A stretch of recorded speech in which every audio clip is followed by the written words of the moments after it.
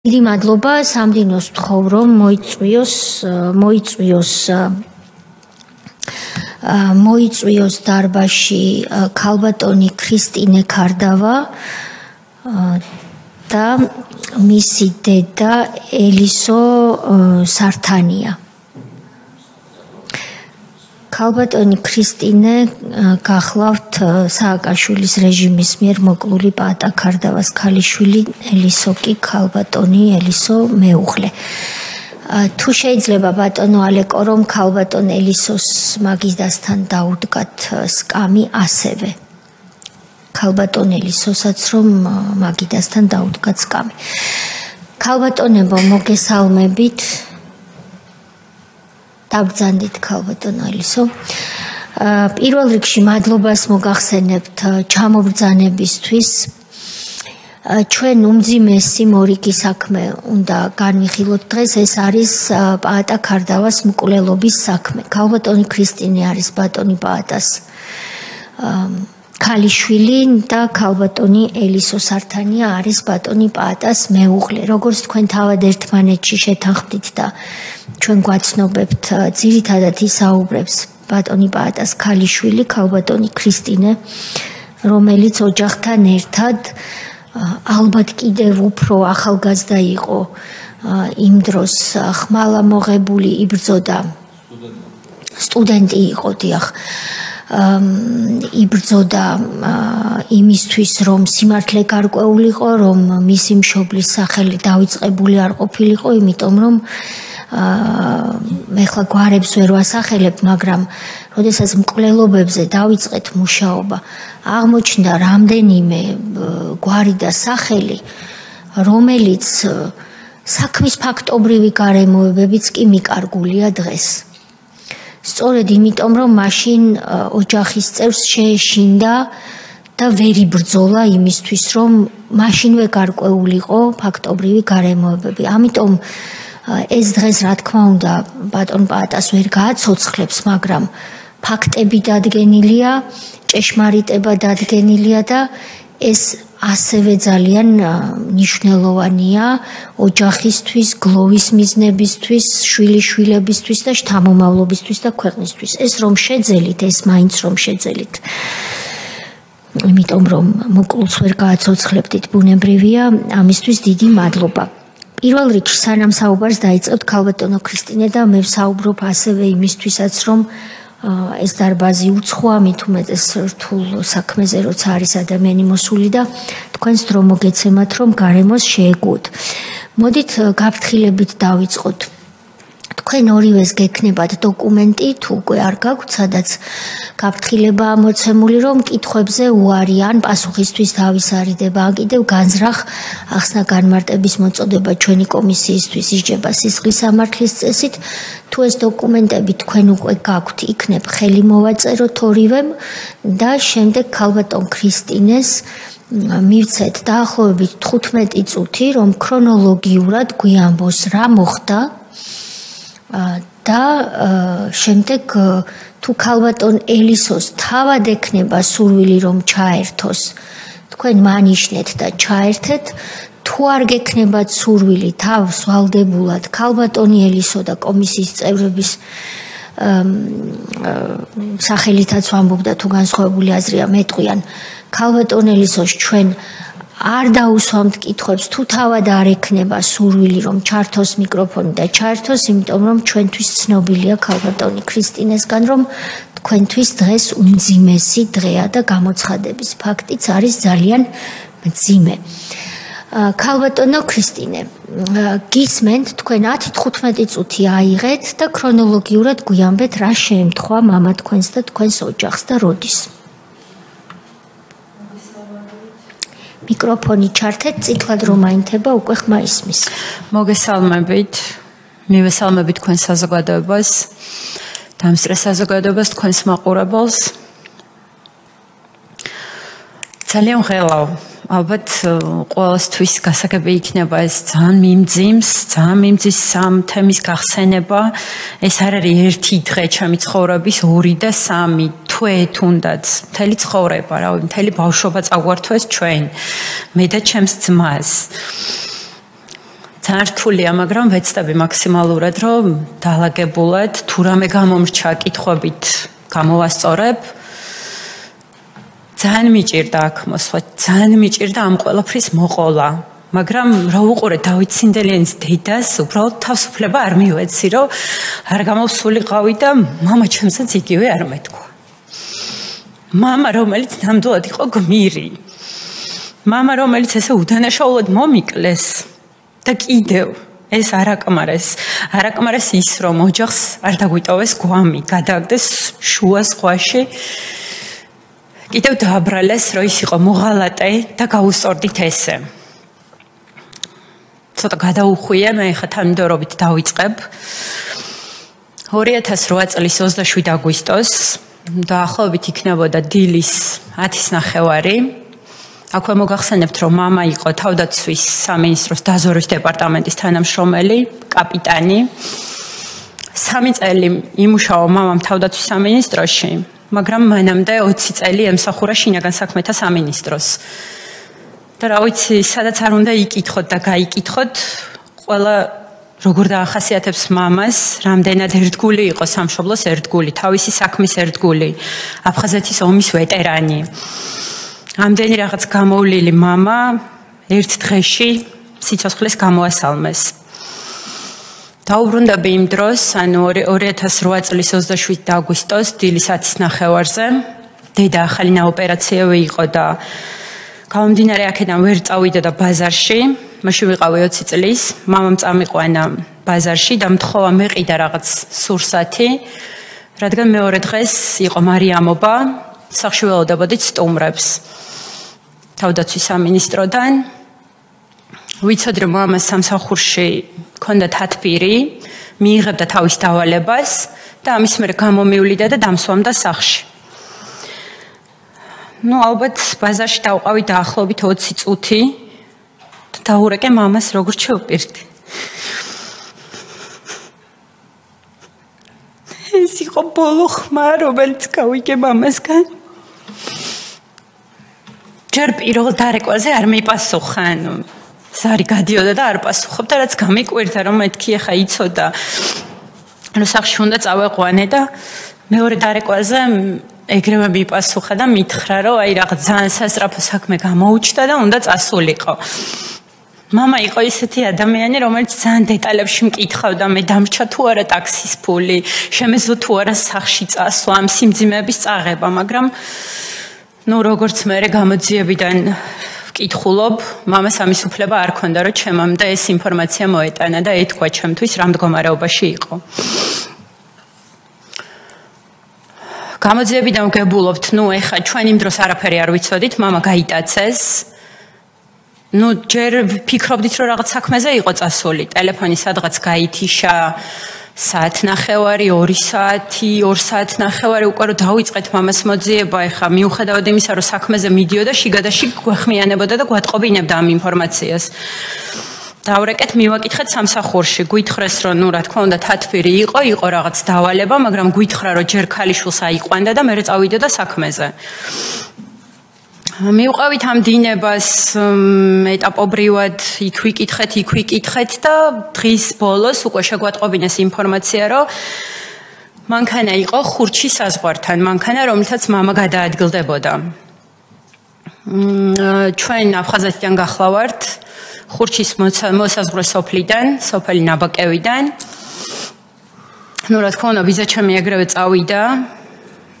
იქ დახვდა თუ სწორად მახსოვს დარჩელის პოლიციის განყოფილების თანამშრომლები მიიყვანეს მანქანასთან და უთხრეს, ასე შეგვატყობინესო, რომ ეს მანქანა დატოვებული არისო, ზუსტად აი საზღვართან, ხიდთან იყო მანქანა მიყენებული. შიგნით იდო მამიკოს ყველანაირი დოკუმენტაცია, თავდაცვის სამინისტროს საბუთი, რომ ის იყო თანამშრომელი, მისი პირადობა და სხვა დოკუმენტები, ჩანაწერები, რასაც მამა აკეთებდა სამსახურეობრივს რაღაცებს, ყველაფერი იდო მანქანაში შიგნით. ბიზაჩემს ისე გამოატანეს მანქანა ექსპერტიზაც არ ჩაუტარებიათ იმ მანქანაზე ვთქვათ პატას მერე შეეხო იმ მანქანას ვინმე იყო იქ ძალადობის კვალი ან რაღაცა მსგავსი. ნუ რა თქმა უნდა იმავე დღესვე მივმართეთ პოლიციას თხოვნით რომ იქნებ ექსპერტიზა ჩაეტარებინათ და გამოეკულიათ ეს ინფორმაცია იყო თუ არა მანქანაში რამე კვალი რაც რაღაც ინფორმაციამდე მიგვიყვანდა, მაგრამ სამწუხაროდ მეორე თუ მესამე დღემდე ჩვენი მოთხოვნა არ დაკმაყოფილდა. იმავე დღეს ვგებულობთ რომ ეს მანქანა სანამ აღმოჩნდებოდა ხურჩის ტერიტორიაზე ნაპოვნი, ანუ ნანახი იყო ზუსტად იმ დროს მე გათვლებს რო ვაკეთებთ, ну 10-ის ნახევარზე დამსვა მამამ, სადღაც დაახლოებით რო ვთქვათ 1 საათი დავყავი, 11-დან 12 საათამდე მანქანა დაფიქსირებული იყო ხობის რაიონ სოფელ 1 მაისთან.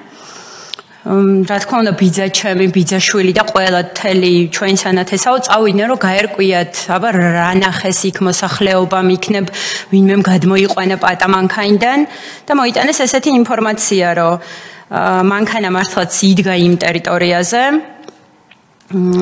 მე იქ მიუდგა გვერდით ნივის მარკის ავტომანქანა. მამა გათიშულ მდგომარეობაში ორმა პიროვნებამ გადმოიყვანა, ну გათიშული რა ჩამოცმული ქონდაო შავი ქუდი და აშკარად ნებით რო არ მოდიოდა ეს ადამიანი ეტყობოდაო. ეს იმ დღესვე შევატყობინეთ პოლიციას, გამომძიებელს, რომ უთხარით რომ ესე არის იქ პიროვნება ვინც ამას ადასტურებს რომ ესე გადაიყვანეს მანქანიდან და გადასვეს სხვა მანქანაში. მაგრამ სამწუხაროდ მე ეს პიროვნება გაქრა. ანუ იქ მისულ გამომძიებელს, რომელმაც მოიძია, რომ ეხლა ჩვენ სახელიაგვარი არ ვიცოდით ამ პიროვნების და იცით ის დრო რა დრო იყო, რომ ყველა თავს არიდებდა რაღაც ინფორმაციის მოცემას, ესე ჩუმად რაღაცა უცებ გაიგო ბიძამ იმ დღეს და როგორც კი გამომძიებელს გადავეცით ეს ინფორმაცია, გვითხრა, რომ ჩვენ ესეთი პიროვნება ვერ ვიპოვეთ, მეზობლები რო დავკითხეთ იქვე მოსახლეობა ვინც არის, გვითხრეს, რომ აქ არაფერი არ უნახავთ.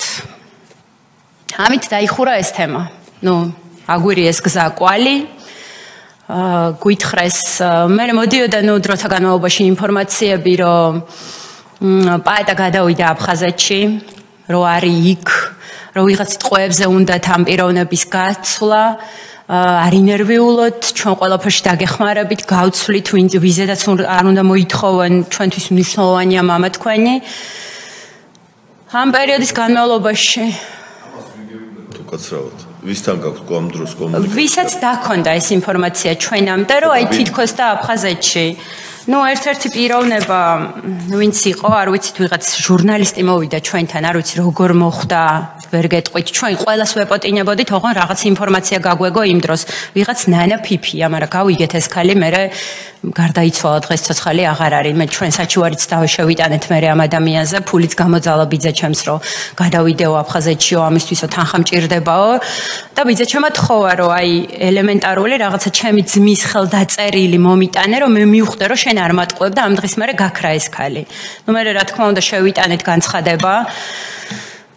დაკითხეს ეს პიროვნება და ძირითადი რაღაცები უარყო, ну ფაქტი იყო, რომ ეს იყო შემოგზავნილი იმ დროს, რომ ჩვენთვის გზა და კვალი აერიათ. იყო აგრეთვე ოჯახის ძალიან ახლობელი დედით ქარდავა, ვინმე რუბენ შეროზია, რომელიც დღემდე იქ ცხოვრობს აფხაზეთში.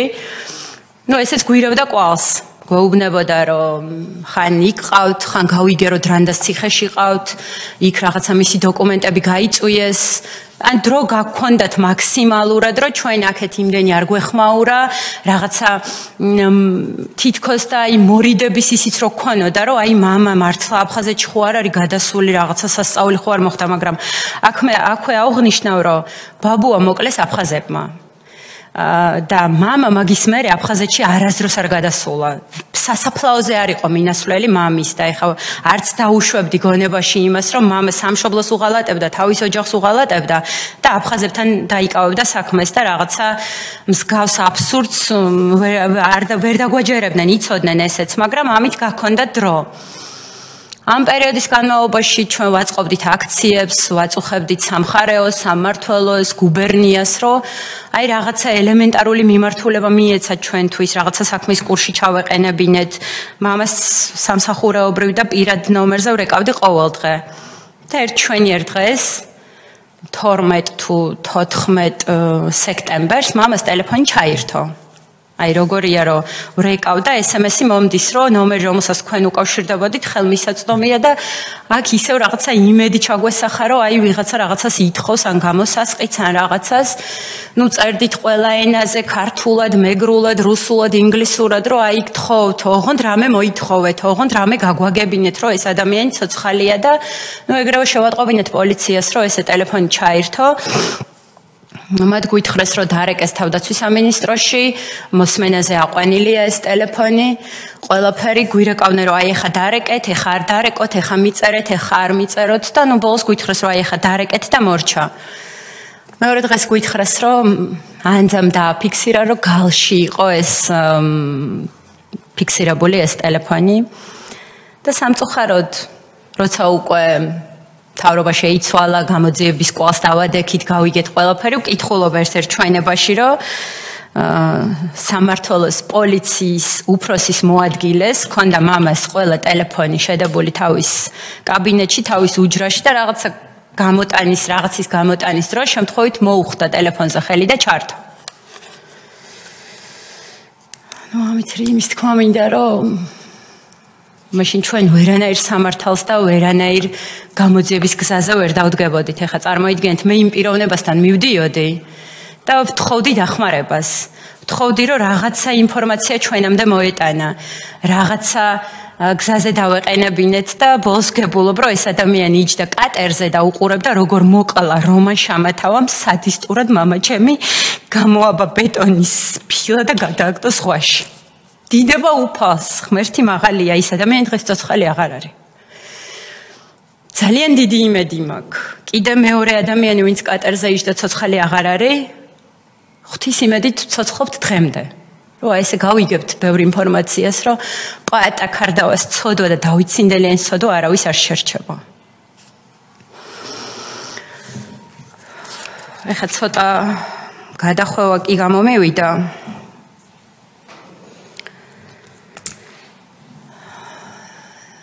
ნუ გავაგრძელებ იქიდან რომ მამა ჩემკენ მომავალი მამა ეს არის რუსთაველის და კოსტავას ქუჩის კვეთა. ოღონდ ამ ყველაფერს ვგებულობ გამოძიებიდან. ეს უკვე მორჩა, დაიხურა ის პერიოდი, ანუ 2012 წლამდე ჩვენ არაფერი არ ვიცოდით. ვიყავით სრულ ვაკუუმში, ვაწყობდით აქციებს, ვთხოვდით დახმარებას იმასთან, ამასთან, პრეზიდენტს შევხვდით ორჯერ, შაოსანი ბებო ცოცხალი იყო, მაშინ დღეს ცოცხალი აღარ არის, მამას ამბის მე რომ ვეღარ გაუძლო მისმა გულმა და 2020 წელს გარდაიცვალა. ასეთი დედა მივიყვანეთ განმოხურში და თხოვა მუხდა ჩოქილი ევედრებოდა რომ იქნებ დამეხმარო. მანამდე მე შევხვდი პრეზიდენტს იუსტიციის სახლი გაიხსნა ზუგდიდში და იქ ნუ რა თქმა უნდა იცით როგორ ბლოკავდნენ და მისulis უფლებას არ ქონდა. წერილი მეჭირა ხელში რომელიც მინდოდა რომ გადამეცა რა ჩამოვიდა იუსტიციის სახლიდან ეგრევე დააპირა მანქანაში ჩაჯდომა, მაგრამ აი მთელი ხმით რაც შემეძლო ვიყვირე მეთქი რომ აი მამა დაკარგული შვილი გევედრებით რომ ერთი წუთი მომხედო. ეს რომელი წელია ქალბატონო ქრისტინა? სამწუხაროდ თარიღს ვერ ვიხსენებ. სააკაშვილზეა საუბარი. ზუგდიდში გაიხსნა იუსტიციის სახლი. ეხა უკვე სხვა მისამართზეა ის იუსტიციის სახლი, მაშინ იყო აღმაშენებლის ქუჩაზე თუ არ ვცდები. ნუ ალბათ წელი იქნებოდა. ხო, რომელ წელს არ გითქვამთ და რომელ წელს გაიტაცეს და რომელ დღეს მარიამობის წინა დღეს 2008 წლის 27 აგვისტოს. ომი არის რამდენიმე დღის დამთავრებული. დიახ. ჩვენთან ზუგდიდში მაინც თითქოს და საგანგებო მდგომარეობა იყო, ხალხი შიშით დადიოდა და მამა ყველა მე მახსოვს ის ომის პერიოდიც დაიცალა ჩვენი корпуსი, დაიცალა ეზო, დაიცალა ზუგდიდი. მაგრამ მამა ზუგდიდიდან არ გასულა, იმიტომ რომ მამას გამოვლილი ქონდა ის აფხაზეთის ომი და იცოდა როგორი დიდი სიმწარე არის ეს, რომ მიატოვებ ცხოვრებაში არ დამავიწყდება ის დღეები. მეგონა რომ მამა ჩემსა ბებოს ბოლოჯერ ვხედავდი 2008 წლის 8 აგვისტოს. სად მუშაობდა ამ დროს მამა თქვენ? მამა იყო თავდაცვის სამინისტროს დაზვერვის დეპარტამენტის თანამშრომელი. როცა გაიტაცეს, კი, 3 წელი მუშაობდა მამა. მესამე წელი მიმდინარეობდა, რაც მუშაობდა დაზვერვის თანამშრომლად. თქვენ მეგობრობდით მამა თქვენთან? რა თქმა უნდა, ანუ რას გეკითხებით, იცით რომ არიან რომ არ მეგობრობენ მშობლებთან ძალიან თბილი ურთიერთობა მქონდა მამასთან, მეგობრული ურთიერთობა. თუ გიზიარებდათ თავის შეხედულებებს, მაგალითად ომთან დაკავშირებით. ამას საჯაროდაც ამბობდა ხოლმე, რომ აი ისე მიატოვეს ქალაქი და გაიქცნენ და ვის შეატოვეს ეს ქალაქი და სულ ეუბნებოდი მამა რომ გთხოვ აი ძალიან რომ არ თქვა ესეთი რაღაცები, რა იცი რა ხდება, ვინმემ რამე არ მოგიგონოს, ვინმემ რამე არ თქვას. აქვე მინდა აღვნიშნო, რომ მამა ომის პერიოდში იყო სვანეთში ასული.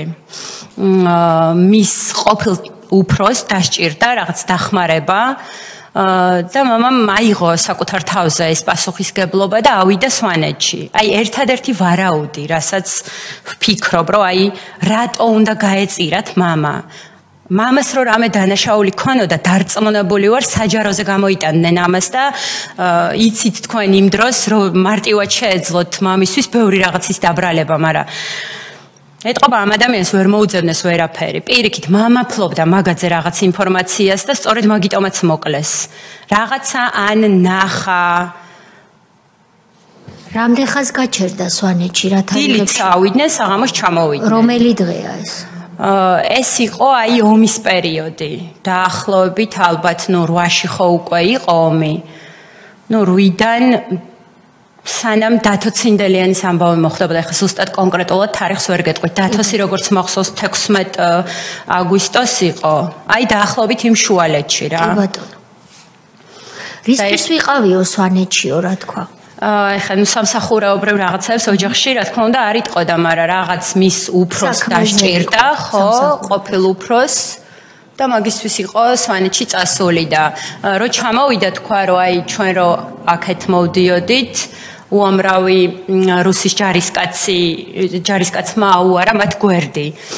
და ვეუბნებოდი კიდევაც ასე მივაძახეო რუსულად, რომ აი არ გეშინიათო სად მიდიხართო, მეთქი როგორ არ შეგეშინდა, ან რო ესროლათ მეთქი შენთვის ან რაღაცა. არ ვიცი. შეიძლება ნახა იქ ისეთი რაღაცა, ან გაიგო ისეთი რაღაცა, რითაც ამ რის გამოც ესე გაწირეს მამა, არ ვიცი. ერთადერთი ვერსია, ერთადერთი ეჭვი. რომ აი მამამ რაღაცა იცოდა ამაზე და მაგიტომაც მოიშორეს თავიდან.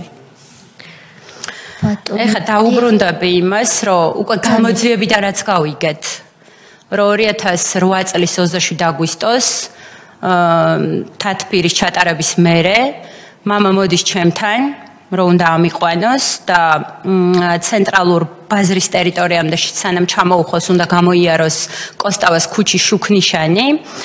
ამ შუქნიშანთან უკან ჩერდება მანქანა, საიდანაც გადმოდის სამხარეო პოლიციის 2 თანამშრომელი. მამას უჯდებიან და იარაღის მუქარით ეუბნებიან, რომ გზა გააგრძელა იმ მიმართულებით, საიდანაც რომელ მიმართულებასაც ჩვენ მოგცემთ. და რა თქმა უნდა გაუყენეს გზა ხობის მიმართულებით, აი სადაც მე აღვნიშნე, რომ მანქანა იყო პირველ იმაზე გაჩერებული, რომ გავიგეთ ეს ინფორმაცია, რომ მანქანა იდგა იქ. და ზუსტად ამ დროს დავრეკე მე, როცა უკვე მამას ესენი მანქანაში ესხდნენ, რა თქმა უნდა იარაღის მუქარით აიძულეს, რომ ჩემთვის ეთქვათ ისეთი რაღაცა, რითაც მე დამშვიდებოდი და მამას გარკვეული დროით არ მოვიძიებდით, რადგან რაღაც საქმე გამომიჩნდა და ამ საქმეზე მივდივარო, ის 2 საათიანი და 2 საათნახევრიანი პაუზა, რომ მამას ტელეფონი გამორთული იყო, ჩვენთვის საეჭვო არ იყო. მეთქი საქმეზეა, გამორთო ტელეფონი. ამის მერე ცაიშიდან როგორც უკვე გითხარით გადასვეს ნივის მარკის მანქანაში მიუყვანეს სოფელ შეკვეთილთან რომან შამათავას კიდევ ერთ მანქანაში გადასვეს და ეს მანქანაც გაყვა უკან წაიყვანეს ბათუმში ერთ-ერთი მოწმის ჩვენებიდან მახსოვს ესეთი სიტყვები, რომ როგორც ემდა მამას რომან შამათავა. სადისტი, არა ადამიანი. და აიძულებდა რომ რაღაცა ეღიარებინა, არ ვიცი რის აღიარებას თხოვდა ალბათ. რაღაცა აბსურდი რომ დაებრალებინათ მამისთვის. მაგრამ მიიყვანეს ბათუმში ნავმისადგომთან, ჩასვეს კატერში, გაიყვანეს დიდ სიღრმეში ზღვაში. და მამა თურმე თხოვდა რომ არ გადაეგდოთ ზღვაში, რადგან ცურვა არ იცა და კიდე ალბათ იმედი ქონდა რომ არ მოკლო.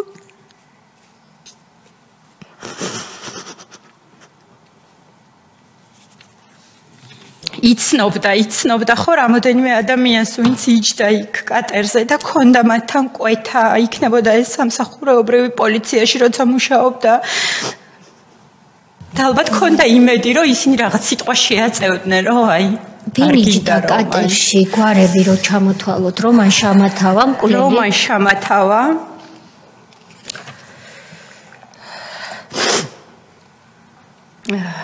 ალექსანდრე დანელია ეს არის პიროვნება რომელსაც აი რო ვახსენე რომ მამიკოს ტელეფონები ედო სამსახურში ბახვა ჩიქობავა რომელიც დღეს თურმე გმირია და მამაჩემი მოღალატე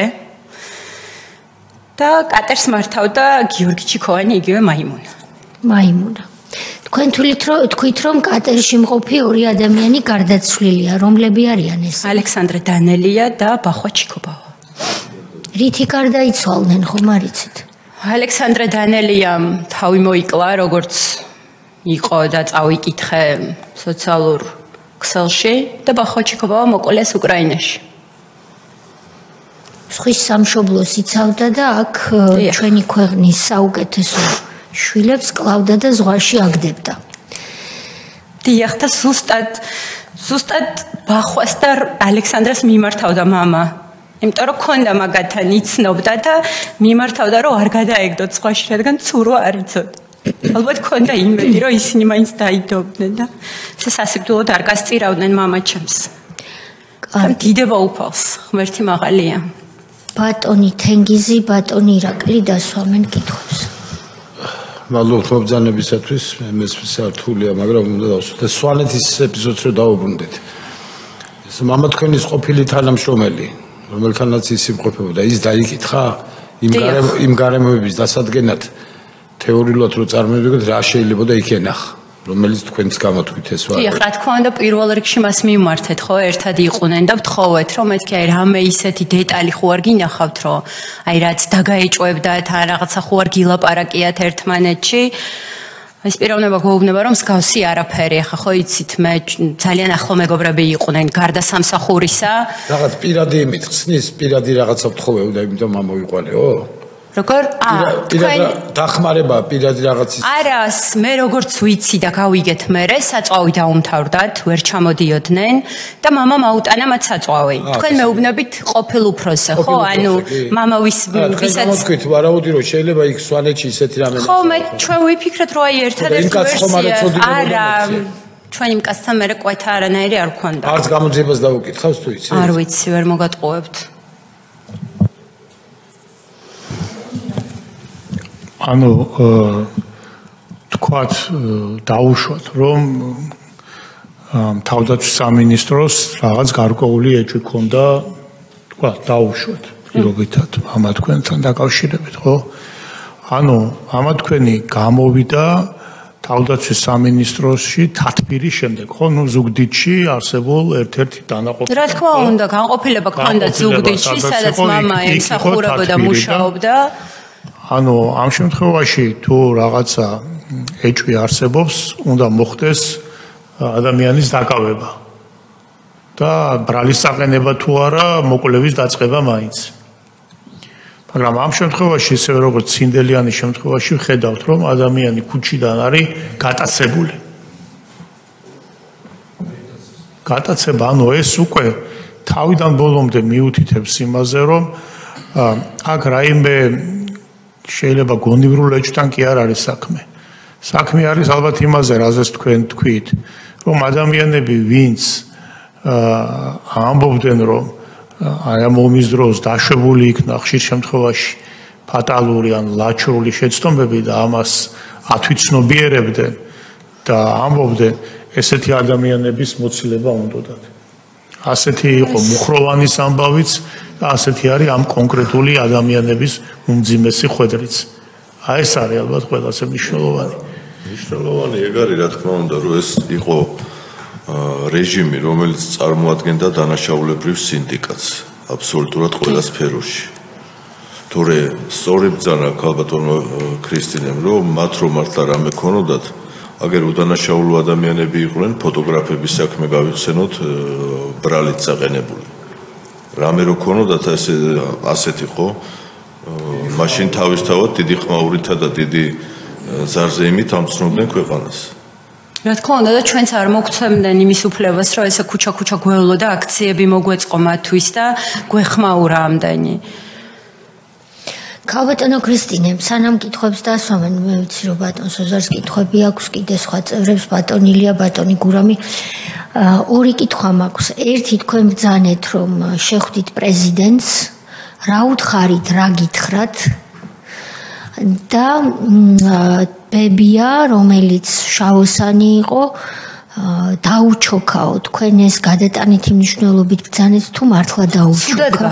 ცუდად გახდა და ვერ დაიკავეს და მე იქ მოითხოვეს რომ სკამი დაედგათ და რაღაცა ძალიან რა უთხრა ბებიამ თქვენ ესწრებოდით ამ საუბარს? დიახ. და რა უპასუხა მიხეილ სააკაშვილმა? ეს ორი შეხვედრა დეტალურად დიალოგის დონეზე რო გვიამბოთ. ანუ ნუ რა თქმა უნდა როგორც ჩემი პირველი შეხვედრა იყო თხოვნა რომ ასე მამა დავკარგეთ უგზო უკვე დაკარგული არანაირი ინფორმაცია არ აქვს დავდივართ ქუჩა კარდაკარ ვაწყობთ აქციებს და ძალიან გთხოვთ რომ აი რაღაცა ინფორმაცია მაინც მოგვაწოდოთ იქ გამოძიება რა ეტაპზეა ეს მაინც გაგვაგებინოთ აი მოახერხე როგორღაც რო ხელი დამეჭირა მისი ხელი რომ ეს ჯარისკაცები ვინც იდგნენ და ვინც იცავდნენ მაგას რომ არ ლიკვიდირებული არ ყოფილიყავი რა მისგან და ესე მითხრა რომ წერილი რაც ხელში გიჭირავს გადაეცი დაცვის თანამშრომელს გპირდები რომ რამეს გავარკვევ და შემოგეხმიანებით და მე უკვე მოუწყდი მე იქაურობას არც მიშა მინახავს და არც არავინ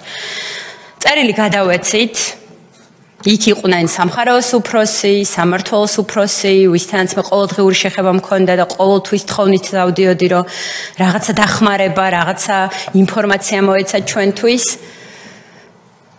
იყო რწმუნებული გოროზია, რომელთანაც ყოველდღე დავდიოდით და ვევედრებოდით, რომ იქნებ დაგვეხმაროთ, პრეზიდენტს ერთ-ერთზე შეგვახვედროთ, რაღაცა ინფორმაცია. რას გეუბნებოდათ გოროზია?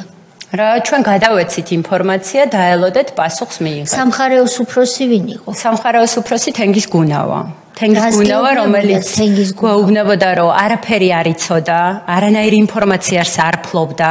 მამა და თენგის გუნავა ერთ პერიოდში ერთად მუშაობდნენ, როცა მამას ახალი დაწყებული ქონდა პოლიციაში მუშაობა.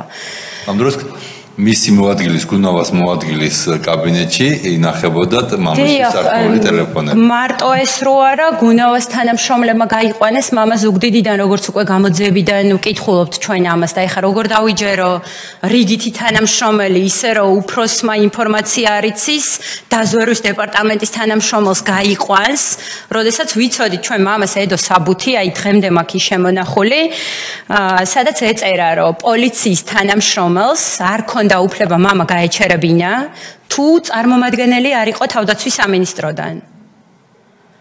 და ეხლა როგორ დავიჯერო რომ გუნავამ სამმართველოს უფროსი არ მახსოვს მაშინ ვინ იყო ეს არ იცოდნენ და ისე გაიყვანეს პატაკარდავა ზუგდიდიდან. თან რთულია ამის დაჯერება. და ეს ადამიანი აქციებზე თვალებში მიყურებდა და მეუბნებოდა რომ აი მან არაფერი იცის თორემ არ დაიშურებს უკანასკნელ ძალას რომ ჩვენს ოჯახს გვერდით ამოუდგეს და დაეხმაროს და გაიგოს პატა სად არის. როდის იყო ის პირველი დღე, როდესაც თქვენ გაიგეთ რომ მამას აღარ უნდა ელოდოთ? ეს იყო როდესაც მთავრობა შეიცვალა და ამდენი წელი 4 წელზე მეტი თქვენ ვიცხოვრეთ ტყუილში, ვიცხოვრეთ მოლოდინში, განცდაში, შიში, რომ აი სულ მქონდა იმის მოლოდინი, რომ მეთქი კიდევ ვინმე არ დავკარგო ოჯახის წევრი. რამაც ძალიან იმოქმედა ჩემს ფსიქიკაზე და ჩემი ოჯახის ფსიქიკაზე. ბატონო ირაკლი, თქვენ დასვით ხომ შეკითხვა?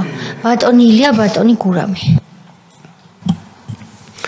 მადლობას გიხდით პირველ რიგში იმისთვის, რომ მიუხედავად იმისა, რომ ძნელი არის ეს ყველაფერი, ესეთი კომისია ერთხელ ტარდება, ერთ შეიკრიბა და მიზანიც ეს არის, რომ ჩვენ ყველა იმ ადამიანს, ყველა ეს ისტორია მოვისმინოთ და ეს ყველაფერი იმისთვის კეთდება, რომ ახალგაზრდებმა კიდევ ერთხელ დაიმახსოვროს და მომავალმა თაობამ კარგად გაიაზროს, როგორი საშიშროების წინაშე და რა სირთულეების გადატანა მოუწია იმ ადამიანებს, იმ ოჯახებს, რომლებმაც ეს ტკივილი გადაიტანეს. და თქვენი აქ მოსვლაც მნიშვნელოვანი იყო, ამ ისტორიის გაჟღერებაც მნიშვნელოვანი იყო, რომ ჩვენმა ქვეყანამ მომავალში ამ ყველაფრისგან თავი დაიცვას. თქვენ თქვით, რომ ძმა გყავთ და მაინტერესებს ამ პერიოდის განმავლობაში ხო არ იყო რამე ზეწოლა თქვენს ძმაზე ან როგორც ოჯახის წევრებზე თუ ძირითადად მთელი ეს პერიოდი იყო იმ ტყილზე აგებული, რომელთაც უნდათ დრო გაეწელათ და რაღაცნაირად არ ვიცი, როდესღაც ხო სადღაც მივიდოდა, მაგრამ გეგმა რა ქონდათ, ძნელი სათქმელია ხა ეგეთ ადამიანებს თავში რაუდევთ და როგორ გეგმავენ, მაგრამ ხო არ ყოფილა ამ პერიოდის განმავლობაში რამე ზეწოლა, საშიშროება, გამთელობის ან ხიფათი თქვენი ოჯახის წევრების მიმართ. მოგახსენებთ, ძმასაც ნამდვილად ძალიან დიდი სურვილი ჰქონდა, რომ მოსულიყო, მაგრამ ძმა ემიგრანტია და არ იმყოფება საქართველოში. ეხა ესე უშუალოდ რო ვთქვა, რომ რაღაც ჩვენს ოჯახზე მუქარას ჰქონდა. ერთადერთი შემთხვევა მახსენდება, აი ზუსტად შეგვპირდა გოროზია, რომ შეგვახვედრებდა პრეზიდენტს, რაღაც მუზეუმში იყო შეხვედრა. და გამოგვაყარეს რა ეს ინფორმაცია, ესე რომ ვთქვათ, მე ჩვენი წყაროებით გავიგეთ, რომ აი დღეს სააკაშვილი მოდის და იქნებ მოახერხოთ მასთან შეხვედრა. რომ მივედით, რა თქმა უნდა, იქ არავინ არ მიგვიშვა, ისე წავიდა სააკაშვილი, რომ ჩვენ არ გაგვაყარეს იმ ტერიტორიას. და პროტესტი მქონდა ამის გამო, ეხა ადამიანი შემპირდა, მითხრა, რომ თან ადამიანი, რომელიც სამსახურს მპირდებოდა, რომ აი შენ რას ქვია პატაშვილი, ესეთი, აუცილებლად დაგასაქმებთ, არ დაგტოვებთ ოჯახს უყურადღებოდ. და მიმართა ეხა რომ მეთქი თქვენ ხო შემპირდით, თან იქვე მოედანზე ვნახე ესენი რომ იდგნენ და თქვენ ხო შემპირდით მეთქი რომ აი პრეზიდენტს შეგახვედრებდით.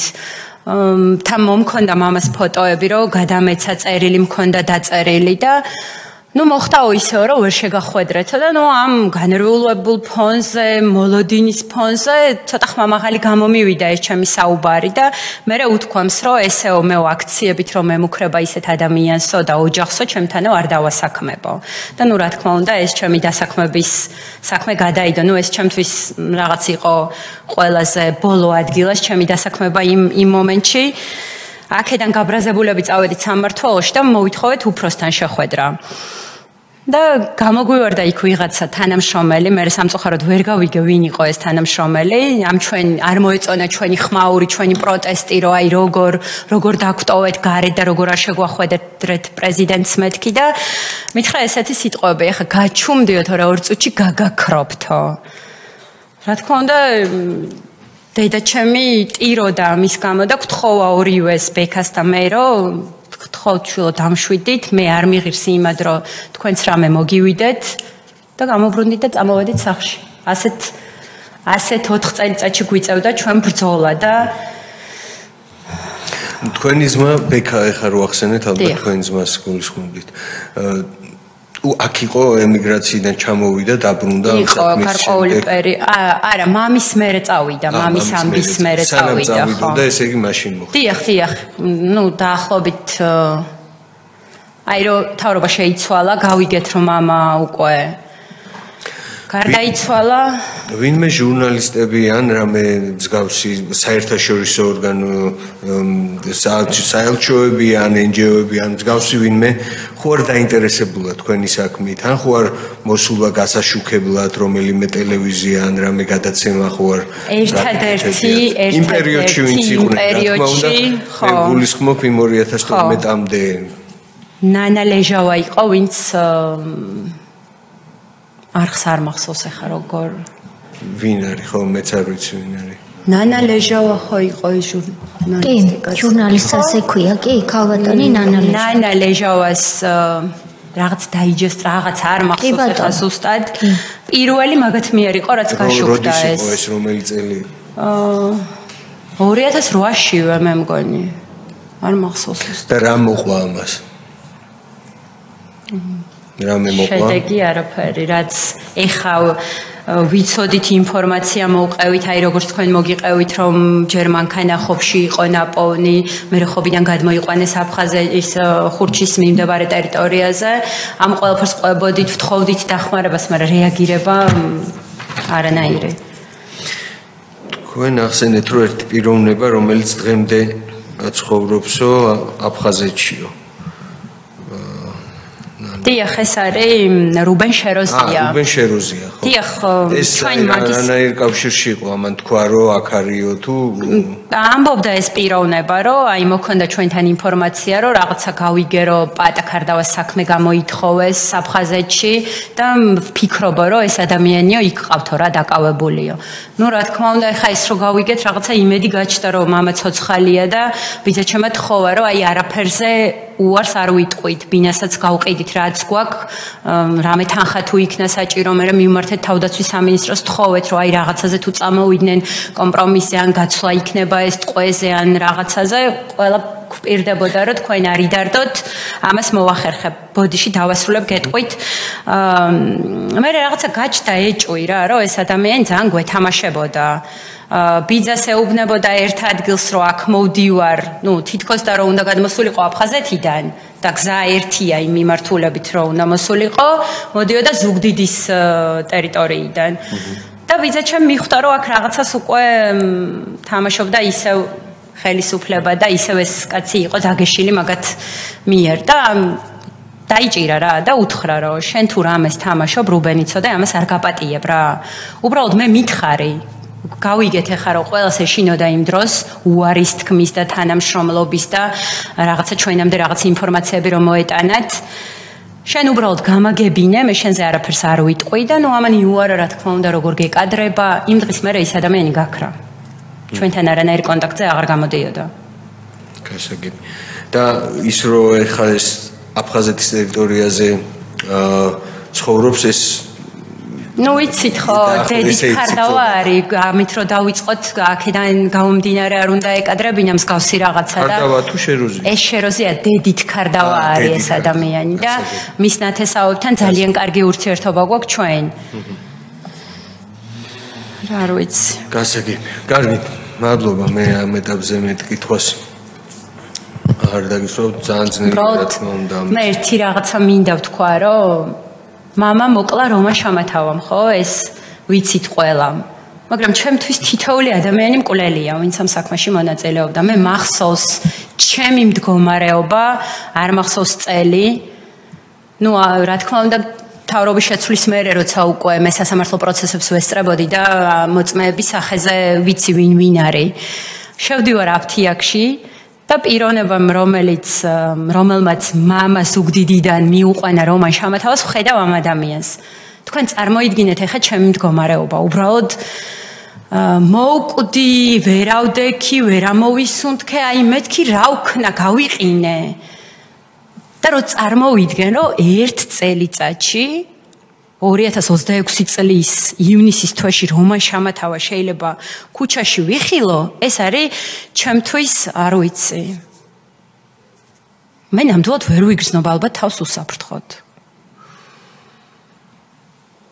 აი 12 წელი აღმოჩნდა ძალიან ცოტა ჩვენთვის ნუ იმ დროს ხო ეს ჩვენთვის ძალიან დიდი ზეიმი იყო რომ ეს პიროვნება დააკავეს გამოიძიეს მივახცეთ იმას რომ ვიცით ვინ მოკლა მამა და ნუ გვამი არ გვაქვს მაგრამ რაღაცა ვქენით შვილებმა იმისთვის 12 წელი მიესაჯა ნუ 16 წელი მიესაჯა ნუ პირველი ინსტანციით სააპელაციოთი 8 წელი მე ხო გავასაჩივრეთ უზენაეში 16 წელი იმ 16-დან მათი მიდგომა ხო ესეთი იყო გვამი არ არის ესე იგი დანაშაული არ არის და გამომდინარე აქედან დატოვეს 12 წელს და ამ 12 წელმა აგერ 2026 წელს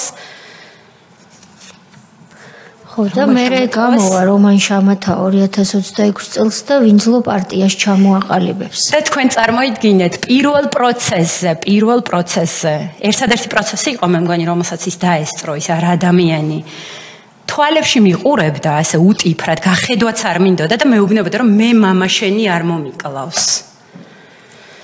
და დგას დედამისი და იძახის რომ ეს ადამიანი არის გმირი შვილი გაზარდა. გმირი შვილი გაზარდა რომელიც ქართველებს კლავდა. უდანაშაულოდ გამოასალმა მამა სიცოცხლეს და დავით სინდელიანი და არ ვიცი ალბათ კიდევ რამდენ ადამიანს დაუშავეს და რამდენს ერთი კითხვა მაქვს კიდე თქვენ ზუგდიდში ცხოვრობთ? დიახ. და არსად ემიგრაციაში არ წასულთ? არა. თქვენი ძმა უკვე რამდენი წელია წასული? პერიოდულად ჩამოდის, გარკვეული კონტრაქტებით მუშაობს და ოჯახი ყავს? კი, ცოლ-შვილი აქ ყავს. დიახ. ამოწურეთ ბატონო ილია. კარგით, მადლობა. ბატონო გურამ. ერთი კითხვა მაქვს, თქვენ თქვით რომ 4 ადამიანი იჯდა იმ კატერში. დიახ. 2 გარდაიცვალა, 1 სასჯელის სიხდის და მე-4 თუ იცით ნაბედი ეწია. მე როგორც ვიცი გაქცეულია ხო ეს პიროვნება საქართველოში იმყოფება არ ვიცი ჩიქოვანი მე მგონი არა ხო მადლობა ბატონო სოზარ კარგად მესმის რამდენად ძიმე იყო თქვენთვის დღეს აქ მოსვლა და ამ ყველაფრის გახსენება და ის ემოციები კიდე მართლაც ხდება ყოველ ჯერზე როცა ამ ადამიანებს თან შეხვედრა იწევთ. იგივე ის თენგიზ გუნავა, რომელიც ყოფილა მამა თქვენის თანამშრომელი მეგობარი თუ არა, ადამიანი, რომელიც შემდეგ გახდა ნაციონალური მოძრაობის ერთ-ერთი სახე და საქართველოს პარლამენტის წევრი. ანუ ის თქმა უნდა, რომ პოლიტიკური დანამნაშავების სინდიკატია ერთლიანად და არაფერი განსხვავება მათ შორის არ არის და ამიტომ არის რომ დღემდე გმირებად აცხადებენ მკვლელებს, კრიმინალებს, სადისტებს აცხადებენ გმირებად. ხალბატონი ციცინო შავაძე, რომლის ძმის შვილებს ემუქრებოდნენ, რომ რაღაცას საფრთხე დაემუქრებოდა თუ ხმას ამოიღებდნენ. თქვენ შემთხვევაში დავით სინდელიანის შემთხვევაში სხვა ტაქტიკა ჰქონდათ, იქ გვამი იყო და ამიტომ სხვანაირად აშინებდნენ გახსოვთ. თქვენ აი ამდენი წელი მართლა გატყუებდნენ, რომ შეიძლება ცოცხალი იყოს და აი რა მართლა რამდენჯერ შეგხვედრი ვართ თქვენს ძმას და ძალიან ძნელი იყო ამ საქმეზე ჯერ ამას გაგება და მე უბრალოდ თუნდაც ის რომ საკმარის დონეზე გნებავთ ბრიფინგით, გნებავთ რაღაც პრესკონფერენციით, ზედმეტი ხმაური არაერთი ხათ უფრთხილდებოდა ოჯახები, რომ სიცოცხლეს ვაი თუ ჩვენი ზედმეტი სიტყვის გამო მამის სიცოცხლეს, მეუღლის სიცოცხლეს დაემუქროს საფრთხეს იყო აი მართლა უმძიმესი პროცუტები რა. ეხლა კითხვა უბრალოდ ერთადერთი კითხვა მაქვს, ეხლა ხურჩა თქვენ კი ამოვიდნენ რომ ხურჩაში აღმოჩნდა მანქანა და მანამდე იყო ხოფში ხა ვინც იქაურობა ოდნავ მაინც იცის ორი სრულიად სხვა პირისპირო მიმართულებაა და ვინ გადაიყვანა მე ხურჩი და ის ახობიდან ხურჩაში ხო არის აი ეს ამ ინფორმაციას ანუ მამა თქვენ გამოძიებიდანაც არ მახსოვს სიმართლე გითხრათ რაღაც დეტალებს ვიწერდი აი რაც დღემდე შემონახული მაქვს მამა თქვენი ხოფში გადასვეს სხვა მანქანაში, მანქანა დიტატოეს და ამის შემდეგ სრულიად საპირისპირო. ხო, ალბათ ის ვიღაცას დაავალეს, ისიც იქნებოდა სამხაროს რომელიმე თანამშრომელი, ვინც იმ მანქანას. რომ გზის ასარევად, ოჯახისთვის გზის ასარევად დაიყვანდეს. ბატონ სოზარ, გამომრჩა ერთი დეტალი, რომ ჩვენ აფხაზეთიდან ვართ, ნაბაკევიდან ვართ, ხურჩა და ნაბაკევი მოსაზღვრე სოფლები არის. და ბიძამ უკვე როცა დაიწყო ეს ინფორმაციის მოძიება, რომ იქით ცხოვრობ ჩვენ ათესავებს კითხა რომ აი იქნებ ვინმე ნახა ვინც გადმოდიოდა იმ დღეს იმ ხიდზე რომ აი რა დროს მიიყვანეს ეს მანქანა ვინმე გადმოვიდა ამ მანქანიდან რამე ნახეთ და იქ აფხაზეთში თურმე გავრცელდა ესეთი ხმა რომ შეუნიშნავთ ეს იქ საგუშაგო ხო აქვთ როგორც კი ჩვენ ქართულ საზღვარს გადაყვეთ მაგათი საგუშაგოა და უთქვამთ რომ აი ნახეთ ჩვენ ხედავთ რომ დგას მანქანა მაგრამ გვეშინია მისulis ან დანამული არ იყოსო ეს მანქანა რაღაცა ჩვენთვის გამიზნული რომ აი ჩვენ რაღაცა დაგვიშაონო მაგრამ მე ჩვენ ვარაუდობთ რომ მანქანა შეგნებულად დატოვეს იქ იქნებ გადაიყვანათ აფხაზეთში ეს მანქანა აფხაზებს. ამით უკვე კიდევ ხაზი გაესმეოდა იმას, რომ აი პატა მანქანით გადავიდა აფხაზეთში და ისედაც როგორც ჩვენამდე მოქონდათ ინფორმაცია, რომ რაღაც საქმეზე გაუშვეს, დაავალეს და საქმეზეა წასული, დაასრულებს თავის მოკვლევას საქმეს, დაბრუნდება თქვენ არ ინერვიულოთ, არ დაგტოვებთ, ან იქნებ ისე მოხდეს, რომ თქვენც წაგიყვანოთ, ახლა როგორი მოსასმენია ეს ჩვენთვის. და ბოლოს გებულობთ, რომ მამა არის შავ ზღვაში გადაგდებული, მოკლული, ბეტონმობმული და ის ტექსტიც, რომ ნუ გეშინიათ, რომ ეუბნებოდა რომან შამათავა იქ მჯდომებს, ამ გვამს მაინც ვერავინ ვერ იპოვის. რადგან ჩვენ ძალიან სიღრმეში ვართ შემოსული და ცხედარიც კი არ დარჩება პატა ქარდავასი აქ. თამარ რომელიც ხნამდე იყო მოსული დათო ცინდელიანისა და თამარ არღულიანმა პროფესორად რამდენჯერ მე გაიმეორა რომ სამჯერ მოუკლეს შვილი, როდესაც პირველი როდესაც მოიტაცეს და დახვრიტეს, შემდეგ ზღვაში გადააგდეს და მიცვალებულს დაუკარგეს და მესამედ როდესაც მას აბრალებდნენ იგივე იყო ჩვენთან. დანაშაულს ყველაზე დიდ ტკივილს რაც შეიძლება იყოს სამშობლოს ღალატი და უბრალოდ ეხლა ნუგეში რა უნდა იყოს თქვენთვის, მაგრამ 17 წელი გავიდა იმ დღიდან და რამე ერთი რაღაცა სიტყვა რო არსებობდეს მამა თქვენზე ამდენი ხნის განმავლობაში მილიონჯერ გამომჟღავნდებოდა, ასე რომ თქვენ შეგიძლიათ თამამად იამაყოთ და მისი ხსოვნის წინაშე თქვენ არ უნდა შევწყვეთ იმ ადამიანებს. სიმართლე გითხრათ, არც დაუშვებდი ამას, რომ მამა იყო მოღალატე. იმიტომ რომ ჩვენ ვიცით იმ დროს მოღალატეებს როგორ ჯიდნენ. ოღონდ რაღაც საბაბი ქონოდათ, ოღონდ რაღაც ყვალზე გასულიყვნენ და მამას გამოაჭენებდნენ და სახალხო დასჯიდნენ. მაგრამ მამა არ იყო მოღალატე, მამა იყო ერთგული ქვეყნის, ერთგული თავისი ქალაქის, რომელმაც ქალაქი არ დატოვა და სადღაც არ გაიქცა. გარკვეული ადამიანებივით და სწორედ ეს არ აპატიეს მამას. მადლობა რომ მონახეთ ძალადად მოხვედით დღეს რო საზოგადოებისთვის. მადლობა თქვენ მოწვევისთვის. და ძალიან დიდი იმედი მაქვს, აი ღვთის იმედი მაქვს ყველაზე დიდი და სამართლის. რომ ბოლოს გავიგებ, რომ არავინ არ არის ცოცხალი, ვინც მამა ჩემი საქმეში გადაწყდა.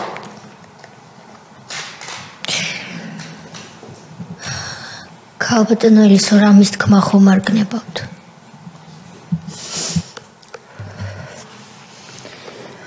ერთადერთ იმას დავამატებდი, რომ ვინც მონაწილეობდა ამ საქმეში, რომ ყველა დაისაჯოს. ყველას უნდა მიესაჯოს, რადგან პატა არ არსებობს, იმათ ეს სასჯელი მაინც უნდა მოიხადონ. ვის გულისხმობთ? ვინც მონაწილეობდა ამ საქმეში. კატერში ვინც იყო, იქიდან არის ვინმე ვინც არ არის დასჯილი. დამნაშავე აქ. მე არ ამგონია ადამიანი გაიყვანო და დამნაშავე არ იყო. თუნდაც ვინც ბათუმში ჩაიყვანა, ვინც მანქანა ხურჩამდე მიიყვანა და ასე შემდეგ. ამ ხალხს გულისხმობთ. მე ასე ვთვლი, ყველა დამნაშავეა ჩვენ წინაშე და პატას წინაშე. რომელიც მოღალატედ გამოაცხადეს და გაანადგურეს ჩვენი ოჯახი და მეორედ მაშინ გაანადგურეს, როცა შამათავა გმირად გამოაცხადეს და პატა მოღალატე და ესე იგი გაანადგურეს ჩვენი ოჯახი. ვინ გამოაცხადა შამათავა? სააკაშვილმა. მოღალატე კი არა, კვლელი კი არა, გმირი არისო. შამათავა. ეს ჩვენი შეურაცხყოფა იყო, ოჯახის შეურაცხყოფა იყო, მეტი არაფერი. თქვენი აზრით, კომისიამ რა უნდა გააკეთოს იმისთვის, რომ თუნდაც შამათავა, რომელიც როდესღაც გამოვა საპატიმროდან, მას არ ქონდეს იმის ამბიცია, რომ მას აქვს უფლება მართოს ეს ქვეყანა. გახდეს დეპუტატი მაგალითად. რა უნდა გავაკეთოთ ჩვენ ამის საწინააღმდეგოდ? ორჯერ სასჯელს არ უსჯიან, ეს იცით ხომ, ერთი და იგივე დანაშაულისთვის. რაღაცა კანონები უნდა არსებობდეს, რომ მას შეეზღუდოს მოქმედება აი საზოგადოებაში, რომ მიიღოს მონაწილეობა აი ასეთ საქმეებში. ისეს როგორ უნდა იკადროს, აი არ ვიცი, ნუ ეხა კადრებაზე ხო ზედმეტია საუბარი. სწორად ვერ გამოვხდი, მაგრამ ესაა ჩემი აზრი და ამას ვაფიქსირებ. მადლობა. საერთოდ მაქვს იმის იმედი, რომ ციხიდან რო გამოვა საქართველოს დატოვებს. აი ერთადერთი ამაზე ვოცნებობ, რომ მას ქუჩაში არ გადავეყარო. გასაგებია. როგორ დაიყაროთ რა იქნება ქუჩაში? აი რას ეხა როგორი სანახავი იქნება ჩემთვის? კარგით, მე მანდილოსანი ვარ თქვა სიტყვაზე და შეიძლება მას ხელით ვერ შევეხო და ვერ მოვთხოვო ის, რომ აი როგორ მოკლა მამაჩემი და გადააგდო ზღვაში. აი ჩემ ძმას რა ვუყო მითხარით? საფრთხეს ხედავთ, რომ რაღაც არ მოხდეს კიდევ უფრო დიდი უბედურება. მაქსიმალურად ვცდილობდი, რომ ჩემი ძმა ჩამომეშორებინა იმ 4 წლის განმავლობაში და თუნდაც სასამართლო პროცესებზე. ბატონმა სოზარმა იცის, რომ პროცესს ვესწრებოდით მხოლოდ მე და დედა. ბექა შედარებით ბავშვი იყო ჩემზე 3 წლით უმცროსია და ვარიდებდი ამ ყველაფერს, რომ ნუ მაინც მამაკაცია, რაღაცა შეიძლება ვიღაცას ვერ მოუთმინოს, ყელში წვდეს და რაღაც უარესი არ მომხდარიყო ჩვენს ოჯახში კიდევ. კი ბატონო. და ეხლა ვდგები ამ საშიშროების წინაშე ისევ. სულ რაღაც 1 წელიწადში. გასაგებია. და იმის განცდა რომ ვინმე თქვენ ან პატიება გთხოვოთ ან ბოდიში ან რაღაცა ვინ თulis რო დამნაშავეთ თავს ადამიანი თვალებში მიყურებდა და უტიფრად მეუბნებოდა რომ მე მამაშენი არ მომიკლავსო რას ჩათვლით სამართლიანად აი როგორ ვფიქრობ თქვენ აი თქვენ დედა თქვენმა ბრძანა რომ ყველა ვაგოს პასუხი და ასე შემდეგ აი რას ჩათვლით თქვენ სამართლიანად სამართალი მე მესმის ხო რო არ ეთანამშრომლად ამ მოწმეებს სასამართლოსთან გამოძიებასთან ჩვენ ვერ გავიდოდით იმ კვალზეც რაც დღეს ვიცით ეს ინფორმაცია გასაგებია ეს ყველაფერი და როგორც ჩვენებაში წერენ რომ მათ თითქოს და არ იცოდნენ რომ მიყავდათ პატაკარდავა რომან შამათალასთან იმ პიროვნებებზე ვინც მამა მიიყვანეს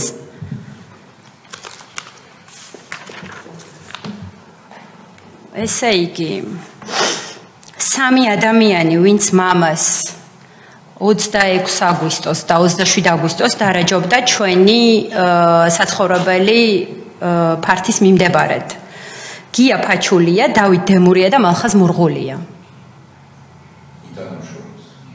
ითანამშრომლებს ნუ ჩვენებიდან მე როგორც წავიკითხე,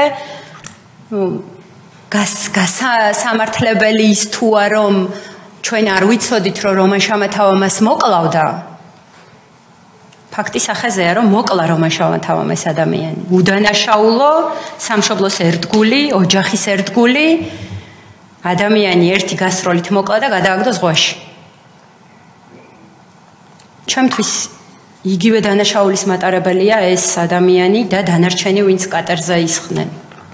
რას ჩათვლით აი თქვენ სამართლიანად აი კომისიის წინაშე არ ვიცი რამე კანონი თუ არსებობს რომ თქვენ რას ჩათვლით დავანებოთ კანონს დავი აი თქვენ რას ჩათვლით სამართლიანად რომ მესმის გავიგე რომ ბუნებრივია თქვენ მამა თქვენს ვერავინ ვერ გაგიცოცხლებთ და ეს დანაკლისი შეუსებელია წარმოუდგენელია ეს სრულიად გასაგები არის რაც არ უნდა მოხდეს მაგრამ თქვენ რას ჩათვლით აი სამართლიანად თქვენი განცდა რა იქნება ასეთ შემთხვევაში აი რას მოდი არ ვიცი სიტყვას გამოვიყენებდი ვისურვებდი აი რას რა თქმა უნდა ვისურვებდი რომ რომან შამათავას გვერდით ყოფილიყვნენ ეს დანარჩენი ადამიანებიც ხო მოიხადათ ის სასჯელი შეიძლება მკვლელს სხვა სასჯელი ქონდეს თქვა სიტყვაზე უშუალოდ ვინც გაისროლა და მოკლა და თქვა ვინც იქამდე მიიყვანა კიდე სხვა სასჯელი ძალიან რთულია ჩემთვის ზუგდიდელები ვართ ზუგდიდელები არიან ესენიც ღმერთს მადლობა მაგის მერე მე ესენი არც ერთი არ მინახავს არ ვიცი თავს გვარიდებენ არ გვანახებენ თავს თუ ანუ სანამ თქვენი ასე ვთქვათ სიტყვები ტოვებს განცდას რომ სანამ ყველა არ იქნება ასე ვთქვათ ანუ თქვენი თვლით რომ ყველა თუ არ იქნება მოდი ეს დავარქვათ სამართლის შემიცემული თქვენთვის სამართალი არ იქნება აღდგენილი სწორად ვიგე დიახ მადლობა ბატონი გურამი თქვენ მანიშნეთ ხო სულ ერთი წუთიანი განცხადება მექნება მე ისევ და ისევ მინდა მიმართო ევროკავშირის ელჩს და იმ ელჩებს, რომლებიც ჯერ კიდევ ნაციონალურ მოძრაობის რეჟიმს მიიჩნევენ ევროპული ღირებულების პარტიად. აი ეს მოქალაქეები, საზოგადოების წარმომადგენლები, რომლებიც აქ მოდიან, დღეს აქ ბრძანდებიან ერთ-ერთი გამწარებული მოკლული ადამიანის ოჯახის წევრები. დადგენილია ეს სამართლებრივად, რომ იმ რეჟიმმა გააკეთა ეს ყველაფერი. და ამ კომისიის დასკვნას ბატონო ელჩო ევროკავშირის ელჩს მიმართავ გადმოგცემთ როგორც ნაციონალური მოძრაობის ხელწერას და სავიზიტო ბარათს, რომ წაბრძანდებით საქართველოსთან კონდეთ ეს კომისიის დასკვნა, სადაც ასეულობით ადამიანის მკვლელობაზეა საუბარი იმ რეჟიმის მხრიდან, რომელსაც თქვენ მიიჩნევთ ევროპული ღირებულების პარტიად და კონდეთ სამახსოვროდ ამ კომისიის დასკვნა, რომელსაც თქვენ ლობირებთ დღემდე სამწუხაროდ საქართველოში და მორიგ ჯერზე გთხოვთ, რომ გასცეთ ამ ხალხს პასუხი.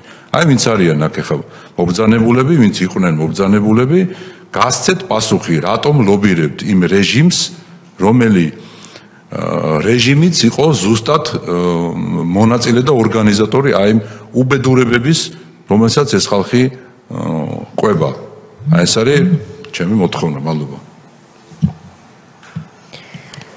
მადლობა ქალბატონო ქრისტინე, ქალბატონო ელისო, ასევე ბატონ ბექას მინდა დიდი მადლობა გადაუხადო. კიდევ ერთხელ ვამბობ, რომ მაშინ ძალიან რთული იყო აქცია ჩაეტარებინა კი არა მოკლულის ოჯახის წევრს. საჩივარი მიეტანა და სადღაც ჩაებარებინა. რთული იყო მეზობლისთვისაც კი გაეზიარებინა ის, რაც მას აწუხებდა. მე ჩემი თვალით მინახავს და მისაუბრი ასეთ ადამიანებთან, ვისაც ვარწმუნებდი, რომ უნდა ითქვას ეს ხმამაღლა, მაგრამ შიში და ტერორი იყო იმ ხელა, რომ ეს რთულად ხერხდებოდა. მაგალითად, მე არასდროს არ დამავიწყდება ჩემი საუბარი მკვლელობის მერე რამდენიმე დღეში ბატონი სერგო თეთრაძის ქვრივთან, რომელსაც ასევე დააბრალეს, რომ მან ქვეყანას უღალატა და იმდენად დიდი იყო შიში იმისა, რომ ბატონი სერგოს მაშინ არასრულწლოვან შვილს რამე არ დამართოდა, რომ მისი მეუღლე ძალიან ფრთხილობდა, ძალიან თავს იკავებდა.